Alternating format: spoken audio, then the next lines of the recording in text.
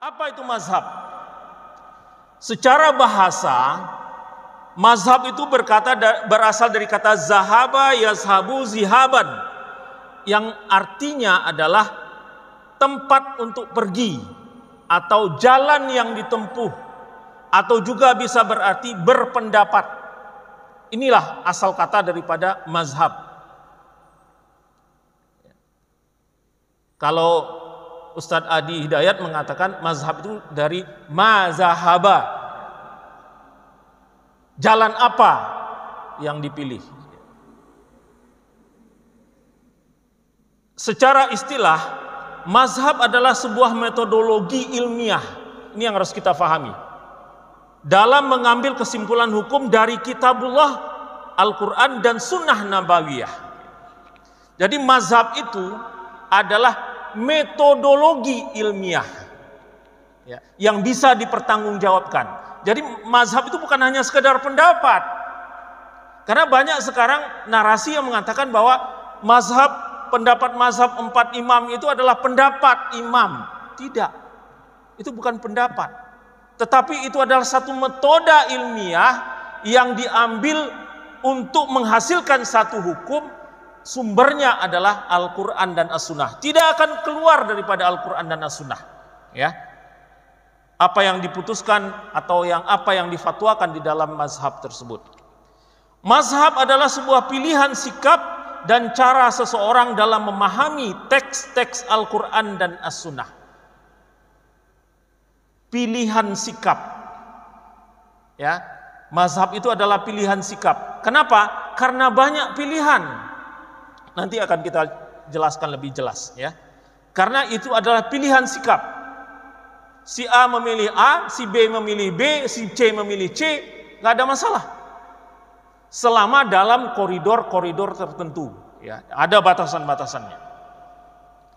Mazhab fikih adalah metode yang ditempuh oleh seseorang ahli fikih yang memiliki derajat mujtahid dalam menentukan hukum-hukum dalam bidang furu' atau cabang agama.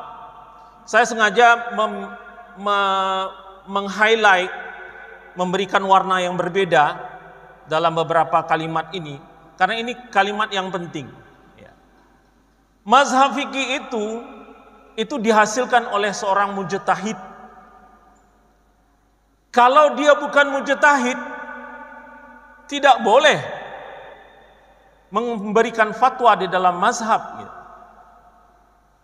Ahli fikih yang utama. Mujtahid itu apa? Nanti kita jelaskan. Ya, memiliki derajat mujtahid. Dia ada mujtahid, ada muttabi. Ya, mujtahid juga ada mujtahid mutlak, ada mujtahid muqayyah. Mujtahid mutlak itu juga dibedakan bermacam-macam. Ya, jadi tidak orang yang berfatwa di dalam mazhab itu adalah orang yang menempati posisi yang paling tinggi grade-nya adalah mujtahid mutlak. Kemudian apa yang dibahas di dalam sana? Yang dibahas di dalam mazhab itu adalah masalah furu'. Ya, adalah masalah-masalah furu'. Tidak ada pembahasan di dalam mazhab itu masalah-masalah usul. Nggak ada pembahasan di dalam mazhab itu sholat subuh itu 2 rakaat atau 3 rakaat.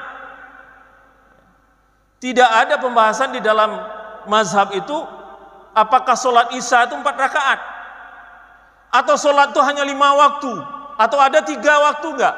Karena dalam Al-Quran cuma 3 loh Pak. Ya,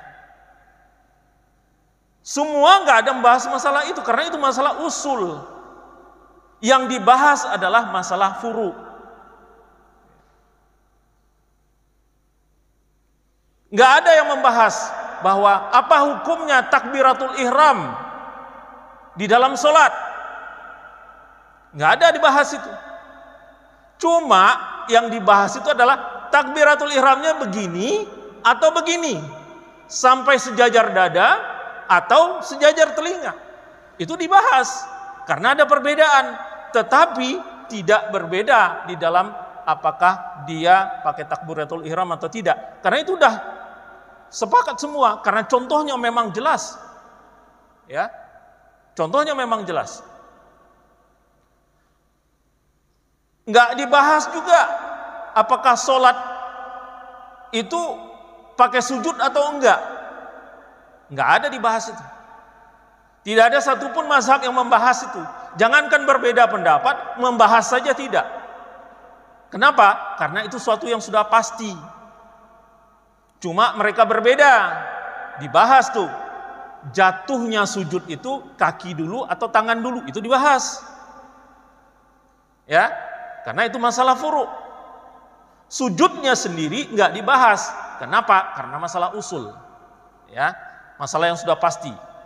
Apakah Tuhan itu ada? Itu nggak dibahas lagi. Karena itu udah jelas. Itu masalah akidah. Ya. Jadi yang membahas itu atau yang mengeluarkan itu adalah fatwa seorang mujtahid mutlak.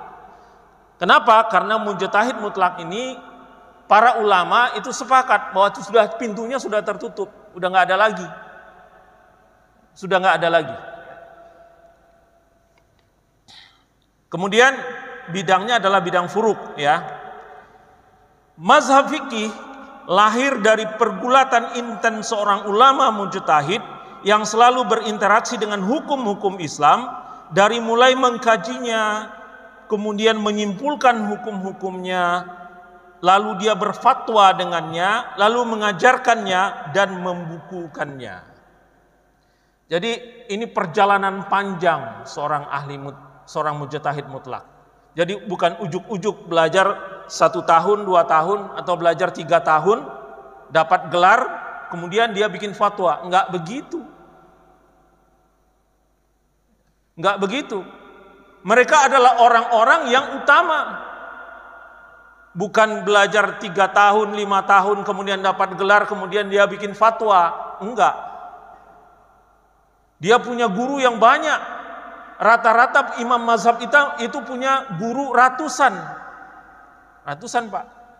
Dalam sebuah riwayat bahwa Imam Malik itu punya guru 1.400 orang. Bisa dibayangkan. Gurunya aja 1.400.